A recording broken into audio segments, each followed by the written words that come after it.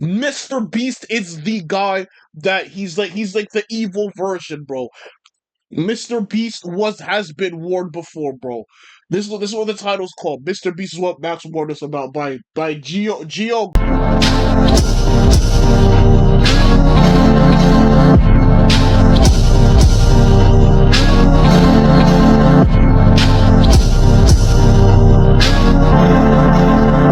So like I'm a little but we'll get it. We'll get through. 67. It's only 11 minutes long, so it's not even that bad. Like it's literally not even that bad. We'll definitely get through it. Bearded philosopher named Karl Marx sits in the dim light Apparently, this man named Karl Marx predicted Mr. Beast, bro. of the British Museum, scribbling the foundational texts of Das Kapital. He is writing about a terrifying future where every human interaction is reduced to a cold transaction, a world where even kindness is a commodity bought and sold for a profit. He had no idea that over 150 years later, he would describe the career of Jimmy Donaldson, Mr. Beast, with frightening accuracy. We view Mr. Beast as the internet's greatest philanthropist, a modern-day saint who builds wells and pays for surgeries. But through a Marxist lens, Mr. Beast isn't the solution to capitalism's failures. Mr. Beast isn't the solution. He's get on Mr. Beast. Wait, quick, how much views does this get? This got 1 million views in 13 days. 13 days in a week. This got 1 million views. Well, this has to be big. He is its final, most dystopian evolution. He has perfected an economy where human desperation is gamified, and charity is no longer an act of mercy, but a high-yield digital asset. Marx. That's true, bro. It's all the nice and kind acts. It's the whole nice and kind act now. Dang. Warned us that under late-stage capitalism, everything, even our empathy, would have a price tag. Mr. Beast didn't just find that price tag, he built a billion-dollar empire on it. This is how the world's most popular creator perfected the exact dystopian economy Marx predicted over a century ago. Commodity fetishism. In the first Chat, you gotta think a little. volume of Das Kapital, Marx introduces a concept that explains why Mr. Beast's videos feel so mesmerizing yet so hollow. He wrote, "A commodity appears at first sight an extremely obvious trivial thing, but its analysis shows that it is a very queer thing, abounding in metaphysical subtleties and theological niceties. When you watch a Mr. Beast video, what are you actually looking at?" What did that even say? What did that even say? They speak so... Like, I can't understand a word. You see a suitcase filled with niceties. When you watch a Mr. Beast video, what are you actually looking at? You see a suitcase filled with $100,000. You see a brand new Lamborghini. You see a house being given to a homeless family. To the average viewer, these are just good deeds. But to Marx, these are commodities in their most fetishized form. In a Mr. Beast production, money is never just a medium. So okay, I see what he's saying. Basically, he's saying he's super nice and kind for views. That's what he's trying to say. He's saying that he's super nice and kind for views. That's what he's saying. I don't think he's really like that because he has the money. So like he's being super nice to people just because he can, you know? Like people are gonna watch Mr. Beast regardless of what he does. So I think I really think that he's just trying to be nice, honestly. I just think that he is. I think that he is like generally like a nice person. Honestly, I do think he is. I don't think he's trying to become nice for views, you know? Of exchange, it is a prop. It is a visual effect designed to trigger a biological response. Marx argued that commodity fetishism occurs when the social relationships between people are masked by the exchange of objects. Think about it. When Jimmy hands a random person $50,000 for staying in a circle, we aren't seeing a social connection. We are seeing a person's value reduced entirely to the cash in their hand. We don't see the systemic poverty that makes that $50,000 a life-altering miracle. We only see the magic of the money itself. The money becomes a godlike entity that solves all problems, hiding the ugly reality of the labor and desperation that created the need for the money in the first place. Mr. Beast is not giving away money in the traditional sense. He is converting human struggle into a high-yield digital asset. Marx. That's true. I mean, to be fair, they are winning money though, right? Like they're not. I don't think he's doing it on purpose though. I think he's just generally doing it because he wants to be nice. Of course, people are gonna struggle, right? That's just life. But like, what's some? Oh man. But he. Oh my god, I can't talk. But but he generally gives money. Like he generally gives money though. Like he does. He actually gives money, bro. So like since he gives money, bro, it's like I think he's kind of a nice dude, bro. Honestly, because he generally gives the money away. He does the money's not fake. He doesn't give the money. He doesn't give the fake money to them. He gives real money. God, I'm stuttering so much, bro. I'm just tired. I really am just tired, bro. Warned that in a capitalist society, all that is holy is profaned. The sacred act of charity has been stripped of its human soul and redesigned to satisfy a recommendation algorithm. It is the ultimate commodification. Kindness itself has become a product you can subscribe to. Human alienation. Marx's theory of alienation is perhaps his most haunting critique of how capitalism breaks the human spirit. In his economic and philosophic manuscripts of 1844, he wrote, "The worker becomes all the poorer the more wealth he produces, the more his production increases in power and range. The worker becomes an ever cheaper commodity the more commodities he creates." Now, look at a MrBeast challenge. A participant is placed in a white room for 100 days. Another is buried alive for 50 hours. Another survives in a wilderness for a week. On the surface, it's a game, but in Marxist terms, it is pure alienation. The participant is the worker, and their production is their own suffering. They are separated from their family, their environment, and their basic human needs, all to produce a spectacle for a global audience. Yeah, but I don't think it's really like that. I don't think it is. Because these guys are getting proper treatment. If Mr. Beast really just let them suffer with no treatment or no nothing whatsoever, then yeah, this is bad. But Mr. Beast gives them treatment. Like he literally treats them well. He makes sure that the participants are okay. And he gives them money along the way. So it's not that bad. Marx argued that under capitalism, the worker is alienated from their species essence, their true human nature, by placing people in sensory deprivation or extreme physical conditions just to pay off student debt or buy a house. MrBeast literally strips them of their humanity to see how much value can be squeezed out of their endurance. They aren't there because they want to play a game. They are there because they are economically coerced. In one video, a man stays in a circle for months to win money for his family. We watch his mental health decline. We watch him weep. This is exactly what Marx meant when he said the worker's labor becomes an object, an external existence that exists outside him, independently as something alien to him. The contestants' pain is no longer their own, it belongs to the Beast brand. It is a raw material, like coal or iron, mined from the human psyche and sold to us as entertainment. The more the contestant suffers, the more wealth the video generates. They are a cog. Mm, That's true. That's true. That's true. But again, he makes sure that the contestants are well and they're fed. He makes sure of that. They don't suffer like that. It's not the movies where they start suffering out of nowhere. No. No, that's not what it is. Like, he makes sure he has to make sure that the contestants are okay, because if the contestants are not okay, he's getting sued. Like MrBeast is getting sued, bro. Like probably trillions of dollars if one of the contestants died. He's getting sued again. I don't think it's really like that. In a machine that requires their total alienation to function. They Okay, but it's not that deep.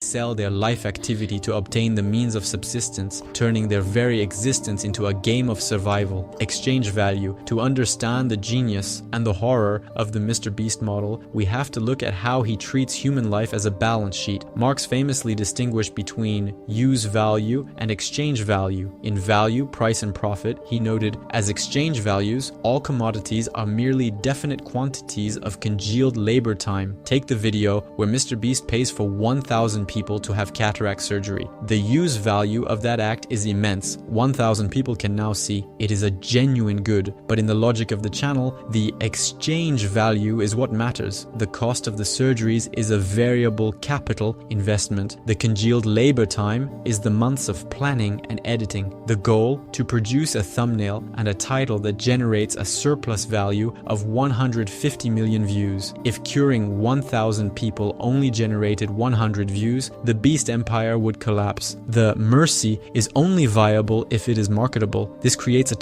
Hey, but they have to use the money in order to do good things.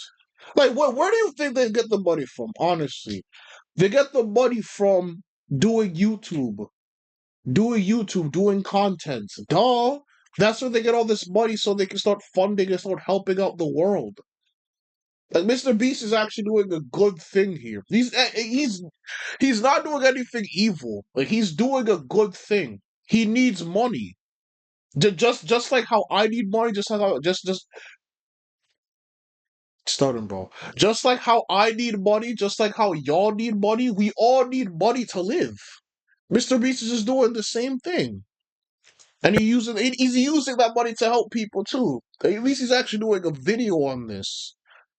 Because now people can be cured. Feedback loop. Marx warned that capital must always seek to expand because the cost of curing blindness or building 100 houses is so high, the next video must be bigger, louder, and more viral to pay for the last one. This is the commodified charity loop. It is a self-sustaining microeconomy where the viewer's attention directly funds the next spectacle of wealth distribution. You, the viewer, are the consumer of this charity. Your attention labor is what gives the So what? So wait. So hold on. So what if?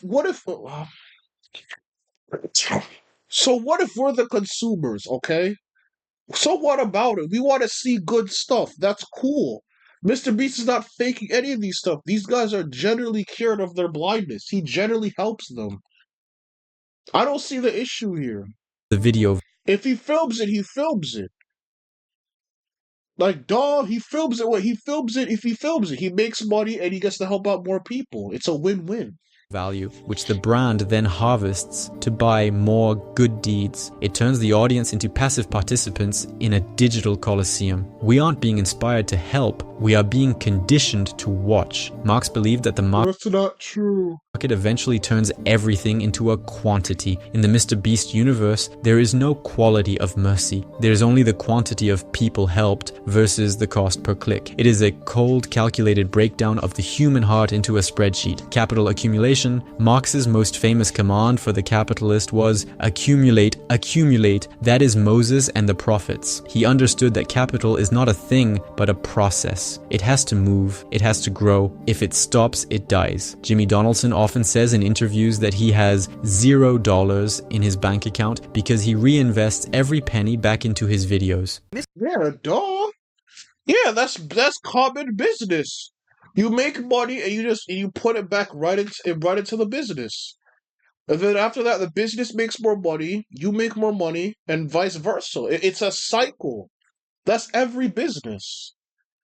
MrBeast ends every single month with $0 in his bank account. I mean, at the end of the day, I could spend less per videos if I want to. I'm just focused on making the best videos possible, period. I don't care about making money. I don't care about time. I don't care about anything. I just want to make the best videos on the planet. But at any point, if I was like, oh, I need to stop losing money, I'd, don't spend $1 million on the next video. Just spend $100,000. You know what I mean? Many see this as the ultimate proof of his selflessness, but to a Marxist, this is the most aggressive form of capital accumulation imaginable. Jimmy is not a person. He is the personification of capital. By refusing to consume his wealth and instead dumping it back into production, he is accelerating the growth of his beast empire at a rate that traditional charities could never dream of. Marx described the MC Imagine Mr. Beast made that much money, bro. empire Hold on. at a rate Imagine if Mr. Beast made this much money. Look at this. Imagine if he made this much money.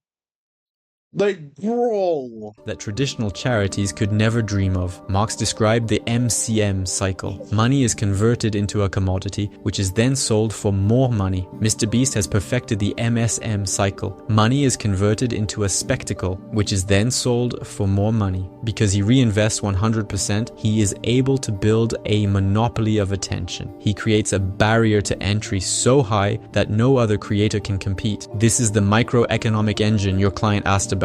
By operating at a break-even point on individual videos, he is actually building a massive, high-yield digital asset, the brand itself. This brand can then launch Feastables, MrBeast Burger, and God, the Beast Burger was so trash, bro. I don't know whoever took that Beast Burger, bro. That stuff is trash, bro. Feastables is also trash as well. It's worse than Hershey's. I have tried Feastables before. Okay, I've tried it. It is worse than Hershey's. It is trash, bro. It is trash. Both food products are garbage. And don't even get me started on Lunchly either, bro. Lunchly is also garbage. All of his food products are trash, bro. Trash. massive merchandising lines. So I'm talking about the burger wasn't even cooked right. Charity is the marketing department for a global conglomerate. Marx warned that as capital accumulates, it centralizes. We see this today. One man now controls the charity narrative for the entire internet. He has become a private state, providing the services like water, housing, and healthcare that the actual state has failed to provide. He is the benevolent dictator of the digital age, exactly the kind of prince of industry Marx feared would replace traditional society. The reserve army. Finally, we have to look at the people who aren't in the videos. Marx spoke of the Industrial Reserve Army, a mass of desperate, unemployed people who exist on the fringes of society. He wrote, "The Industrial Reserve Army, during the periods of stagnation, weighs down the active labor army. During the periods of overproduction and paroxysm, it holds its pretensions in check. In every MrBeast challenge, there are 100, 1,000, or even 10,000 people, but for every person in that video, there are millions more in the comments begging for a chance. Jimmy, please help me pay my mom's medical bills. Like, Jimmy, I'm about to lose my house. Okay, how is Mr. Beast gonna respond to every single comment? You know how much comments he gets? He gets so much comments, he can't read every single one of them. He has time. He's a human. Like, where's your sense, gang? What's going on? This is the result. It's like they never put themselves in the YouTuber shoes. You never put yourself in the streamer shoes. You guys never do that. So you guys start making all these crazy assumptions and crazy conclusions. It's like, bro, try to actually do what he does for a month and see how you feel. See how you like it. You have to put yourself into their shoes. Put yourself into their perspective, bro. Please. Because you guys start making up these crazy assumptions. It's like, bro, come on. Reserve army of the beast economy. Bro, if Mr. Beast was selfish, he wouldn't do any of these videos. Literally, he would do no charity. He would do no charity at all. The whole Mr. Beast the whole Mr. Beast, helping people. Mr. Beast helping people. Mr. Beast would not be able to do that if he didn't have the funds. Mr. Beast did that out of his own heart. He literally does it out of his own heart, bro. He has money. He has bread. He can cash out if he wants to and retire, but he doesn't want to do it. Why? Because he wants to make the best videos. We all know Mr. Beast has bread. We all know this. But he puts the bread back into the YouTube channel because he likes what he does. It's just that simple. W. Like these little videos suck. They are the millions of desperate souls who make the contestants replaceable. Marxism teaches us that the system needs this desperation to function. If everyone had a house, if everyone had healthcare, if everyone had their debt paid off, MrBeast's content would be boring. There would be no stakes. The spectacle relies on the existence of a massive suffering underclass. The reserve army is what gives the video its tension. MrBeast is not a bad person. In fact, by all accounts, he's a very nice one, but that's the he's not a he's a nice dude. point. Marx wasn't interested in whether the capitalist was nice. He was interested in what the system forced them to do. We aren't watching a man fix the world. We are watching a man prove that the world is broken beyond repair. And the scariest part, we can't stop watching. We are Oh my gosh, these guys are well kept too. the ones They went home to their families after what a week. providing the living labor of our attention, keeping the vampire alive. That video was trash. Even though it got 1 million views, I don't know. The titles are really got to me though, honestly. What I didn't really see much of it, honest. I really didn't.